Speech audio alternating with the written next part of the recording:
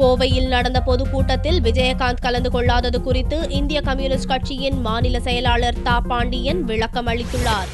கோவையில் அதிமுக சார்பில் நடந்த கூட்டணி கட்சிகளின் பிரச்சார பொதுக்கூட்டத்தில் விஜயகாந்த் கலந்து கொள்ளாவிட்டாலும் தேமுதிகவின் சார்பில் பன்ருட்டி ராமச்சந்திரன் கலந்து கொண்டுள்ளார் என்று இந்திய கம்யூனிஸ்ட் கட்சியின் மாநில செயலாளர் தா பாண்டியன் விளக்கம் அளித்துள்ளார். இது தொடர்பாக தஞ்சாவூரில் நிருபர்களுக்கு பேட்டியளித்த தா பாண்டியன், விஜயகாந்த் கருணாநிதிக்கு ஓட்டளியுங்கள் என்று கேட்கவில்லை, அவர் அதிமுக கூட்டணிக்குத்தான் பிரச்சாரம் செய்து கொண்டுள்ளார் என்று பதிலளித்தார். 234 தொகுதிகளிலும் நடந்து கொண்டிருக்கிற நேரம் இன்னும் சில நாட்கள் தான் வாக்குப்பதிவு செய்வதற்காக இருக்கிறது.